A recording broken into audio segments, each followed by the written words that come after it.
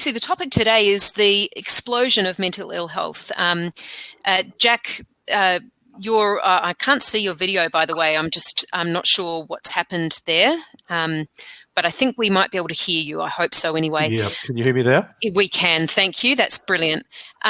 We've been experiencing, obviously, a lot of mental ill health over the last 6 months or so during the pandemic. In fact, a Monash University study recently recorded at least a third of people as having reasonably significant psychological distress. And of course, that's higher than normal. But even in normal times, we've found that Australian official statistics are showing 20 to 25% of the population with some level of psychological distress. What is going on, Jack? Well, I think to your point, and some of the things that Mark Cross just talked about, just speaking beforehand, is that before COVID, we were struggling. And in Australia, certainly, we've got increased rates of mental distress at a time that we've had pretty substantial economic improvements. Kids like mine have never known a recession before. They're about to experience it, and it's quite challenging. I think part of the thing is that we've always spent our time rushing so much. We've been so busy going from one place to the other. And what happens is that when you rush, you don't have that opportunity to reflect. And we get caught up, and Mark Cross was talking about busyness. Part of the reason we become very busy is because we're uncomfortable dealing with the uncomfortable. We're not so good in terms of things not going right. And this was an issue that came before COVID. With COVID, what we've seen, of course, now is that some people are experiencing severe mental distress for the first time. And a lot of people who had pre-existing conditions, they've been amplified. Another cohort have actually been tipped back into trauma, which is quite hard. But one of the interesting things, though, I think about this, and it's always important to try and look for a silver lining in the cloud. It's not to deny how dark the times are, but we've certainly seen a lot of people who are actually managing okay with the situation, where their circumstances haven't changed. But there's a big qualifier to that, because if you're one of the people whose income is relatively assured for the months going forward, that makes a huge opportunity to be able to sort of continue on with things. But for those people whose jobs are at risk, who are worried about what happens after JobKeeper or other areas of uncertainty, for that particular group of people, things are pretty tough. Thanks, Jack. Renee, you've been an HR professional for many years, and you've worked with a lot of different organisations. In your experience, how does that mental health landscape translate into organisations, and what's your advice for organisations? Yeah, look, there's mental health has exploded over the last few years in particular. I think from a HR perspective, how can we help workplaces is around engaging with EAP services. And what I've found in the last few jobs I've had, we've been able to review some of the EAP support to make sure that it's relevant. Particularly now in where we find ourselves, there's a lot of EAP providers that have management assist programs. Tapping into these sorts of programs at the moment is vital, because we need to look after the people that are looking after our team members at the front lines. So particularly in retail, hospitality, it's really making sure that we're there supporting those people. And I've spoken with people over the last couple of days, and that's the message out there at the moment. So it's utilising the services that we have access to. Thanks, Renee. And Kate, I'm fascinated. You're a psychologist. You also work at PwC, and you've got this program, I think, called Green Light to Talk. Oh, hi, Jack's back. Thanks so much, Jack. But Green Light to Talk is a fantastic PwC initiative. Can you describe what you did? What is it? Is it an example other organisations can use? Yeah, happy to share, and morning, everybody. I think there are a couple of things that have come up in the festival so far that are really relevant to why we went down the Green Light to Talk path. And just going back to has there been an explosion in mental illness or in mental health issues? I think the study that Pat McGuire referenced, the New Zealand study, where that data is speaking to, is it actually that 84% of people in their life will actually hit a diagnosable level for a mental ill health. So that's one point that I've always had really strongly in my mind in my work at PwC, but also this thing around and I love the way Pat phrased it, that everybody will go to the GP for a physical ill health moment, but what do? We're reluctant to seek professional support for mental ill health, and that ultimately comes down to challenges attached to stigma. So Green Light to Talk was our approach to facing into the challenge within our organisation, which is one that we face as a community to do with stigma.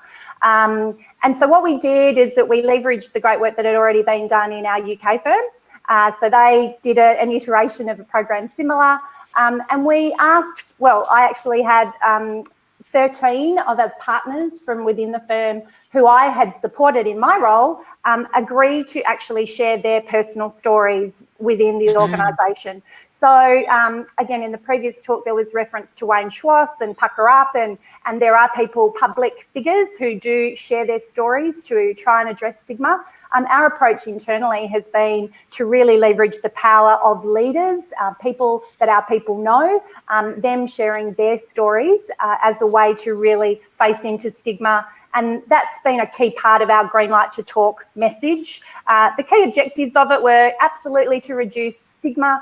If we can face into that, then people are more likely to go and access professional support or other supports. We're really keen to increase awareness of support options, including EAP services, but not just EAP services, and then positively promoting the importance of conversations about mental health within our organisation. And Katherine, Are You OK is an amazing organisation. I can imagine some people out there listening to Kate and wondering, is my organisation at the maturity level or the size or have the resources of a PwC to be able to put together a program? But you must work with organisations across the spectrum. How do you work with different organisations and make sure that there's something for them? Absolutely, really good question. Are You OK is that soft entry point, if you like. It's about starting a conversation. We talk to the people around the person that needs help, and that very much includes colleagues. And when you think about it, as other speakers have done throughout the festival, it's human. This is a two-way conversation. And so it's really important to acknowledge that it doesn't matter how many people you have in your organisation, but it's about asking them, what do they need, what's best, how do they like to communicate, how would they like to be working as a team, what could we do, what could we do better? And of course that's leadership, absolutely leadership, but there's also these wonderful people called champions. And they are people who live and breathe the messages of mental health, of suicide prevention, or literally standing alongside a mate or a colleague when one of those life events hits us and walk in the talk with them. And I think it's really important to acknowledge that everyone's on a different journey. So you may have a cafe owner that has 2 or 3 staff, they're on their journey, but they may be champions and be absolutely a supportive network. They recognise rostering, they recognise when big life events happen, and they talk to one another. Then you could have, of course, an organisation with tens of thousands of people and all these wonderful programs in place. It doesn't matter where you are on the journey right now. It just matters that you're on the journey.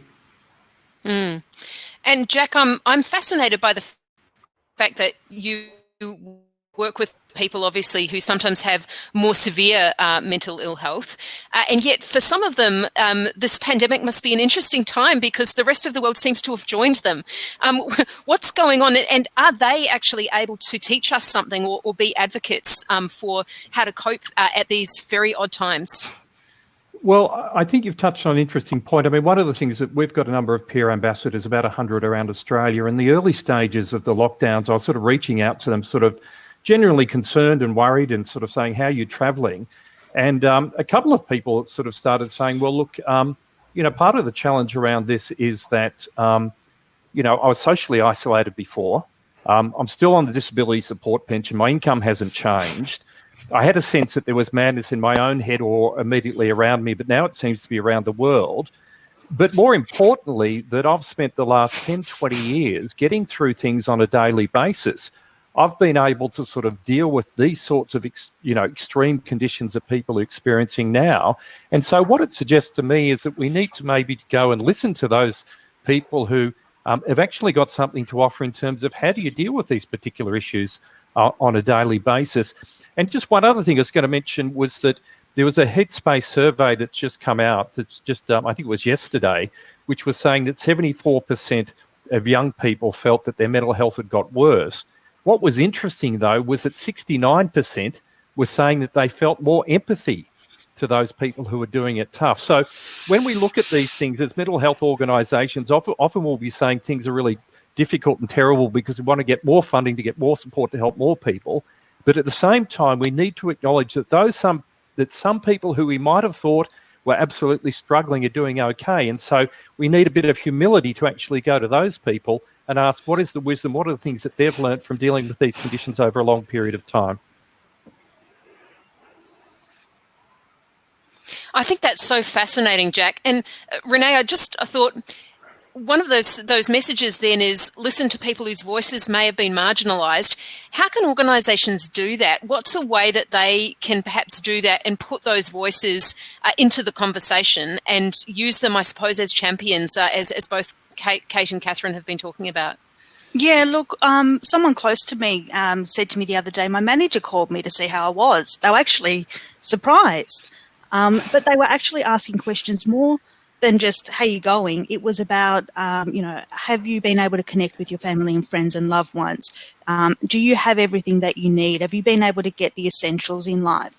A lot of the speakers have been talking about financial security and that sort of thing this morning. So it's really being able to go beyond the sort of, I'm just going to touch base and do that sort of thing, but it's actually going deeper and finding out and making sure that your team members or your staff have everything that they need during this time to sort of help their own mental health and make sure they're getting the support that they need from their family, their friends, loved ones, but actually being able to get groceries and just survive a lot of the time. Absolutely. And Katherine, Are You OK Day is obviously coming up relatively soon for most organisations, but it must be true that in your organisation that's one day a year, but there's a job to be done all the time. How do you help organisations to leverage that day but turn it into something bigger? Absolutely. Every day is the day to ask, are you okay? And that message really came through a few years ago.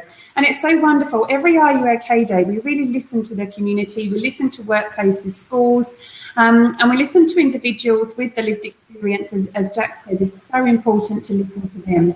And these messages are coming through as we're on this journey of behaviour change. So every day is the day to ask, are you okay?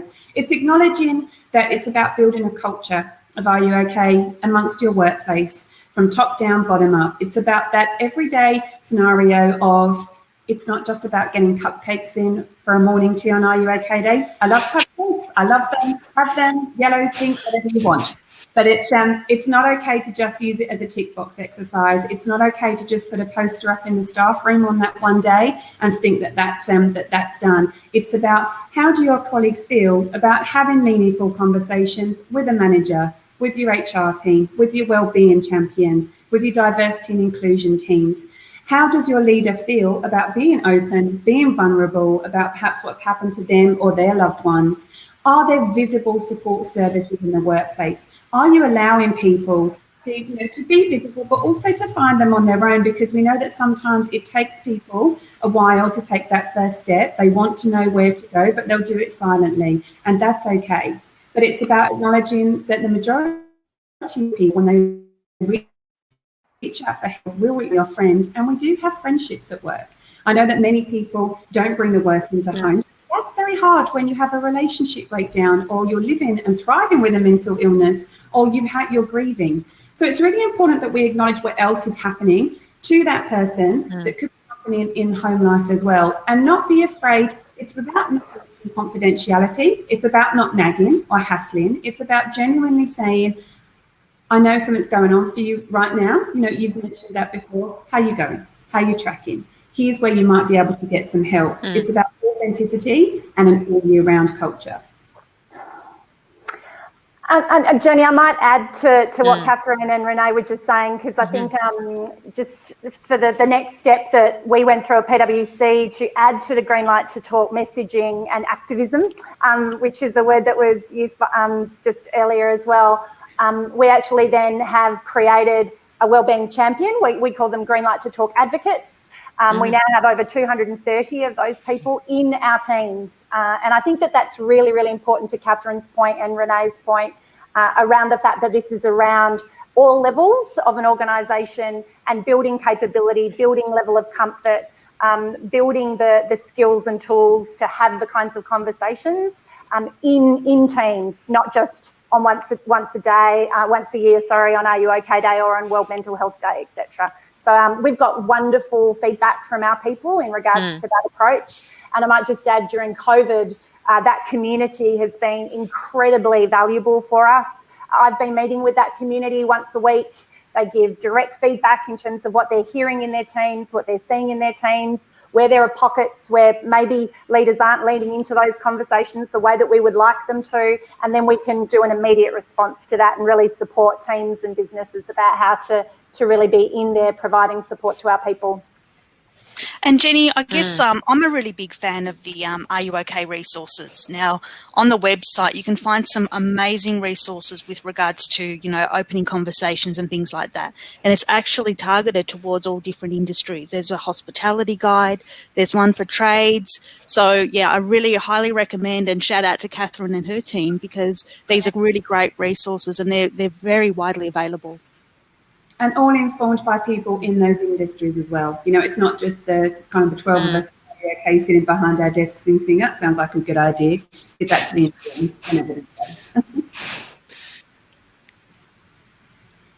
Yeah, thanks, Renee. And I know, Renee, you're also a real advocate for training leaders in mental health first aid. What have you found about leaders in particular that really makes it worth giving them some formal training? Yeah, look, I guess here's the book. So, yeah, mental health first aid is amazing because not only does it go into, I guess, the mental health issues that we're all aware of, it goes deeper as well into things around drugs and alcohol and all sorts of mental health issues. So having some training and development around that is just paramount. So if you've got, and I really love what Kate says about having some champions in the team. So even in small organisations, you can have champions that are, you know, sending the message that it's okay not to be okay. It's okay to chat to someone and ask for help. So, and then you can do it on an informal basis using a lot of the Are You OK resources in regards to helping your managers and your leaders to be able to have those open and honest conversations. No, that's a really good point, Renee, because say there's Are You OK?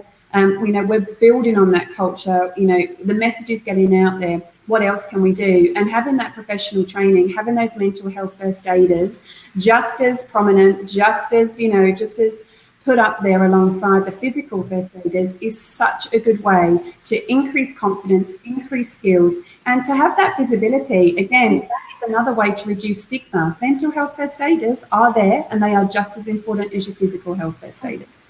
Yeah, that's the approach we went down. So all of our Green Light to Talk advocates have been formally trained by mental health first aid. So that provides, to the points that are being made, an extra level of confidence, not only within themselves, but within our people, that the right kind of skills and capability has been provided to those people. I might just add to that one of the things that we found really valuable was a selection process that we went through to identify the best people within our teams to provide to take on that role.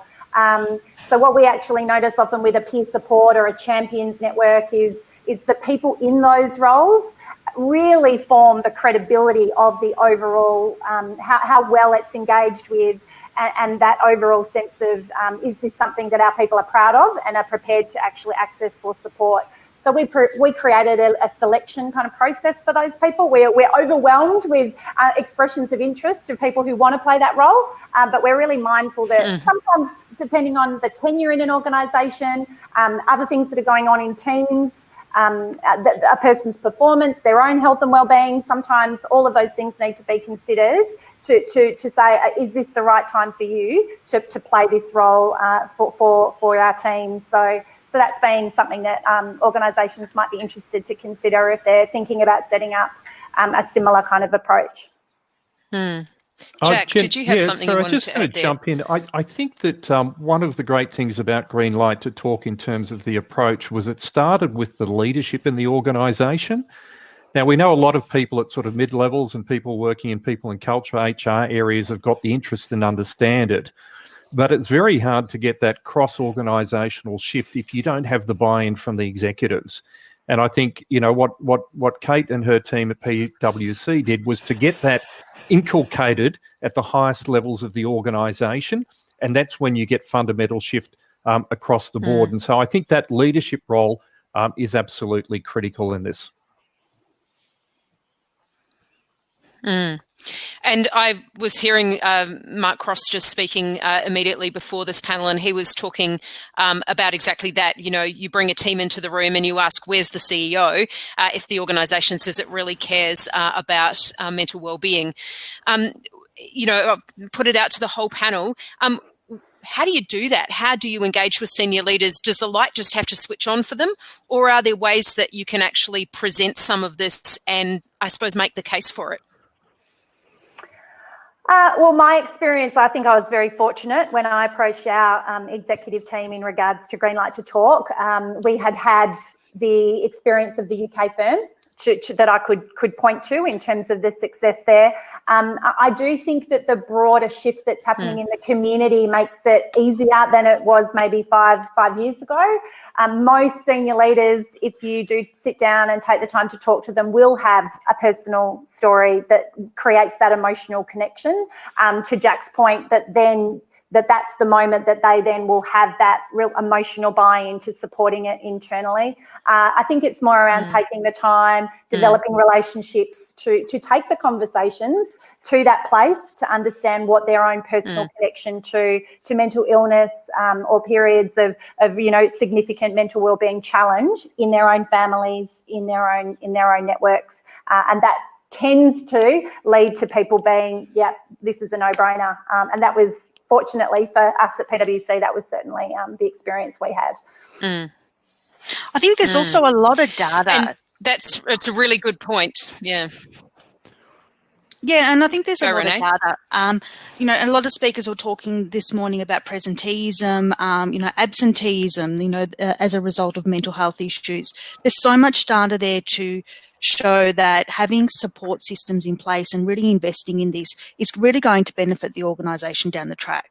So I think, you know, leaders and CEOs are now opening up to these conversations, because not only are they sort of like what Kate was saying, they're, you know, seen it in their own lives and with their own people that they love, but also from a business perspective, it's going to be much better for the organisation to invest now and look after their people, and potentially, you know, absenteeism goes down, presenteeism goes down, and everybody's contributing, you know, to the highest level. And just on that Thank point, you so much. I'm sorry. I was just going to say, we need to wrap up in 1 minute, but one last point. Yeah, very quickly. You know, as directors of companies, we have responsibilities to create psychologically safe workplaces. And one of the best ways to create safety is for you as a leader to be vulnerable yourself, because that gives permission to other people to share. Yeah. Absolutely, Jack, and that certainly was the experience that we've seen at PwC, so appreciate that. I totally agree. Can I just say thank you all so much? And I think one of the things that I've got from this is the power of personal stories, the power of personal stories to inspire senior leaders to take this seriously, and then the power of personal stories, you know, really speaks to the "Are you okay?" You know, let's talk about it, to actually hear what's going on. So thank you all so much for that. That's been terrific. And thanks for your participation today. Over to you, Tanya.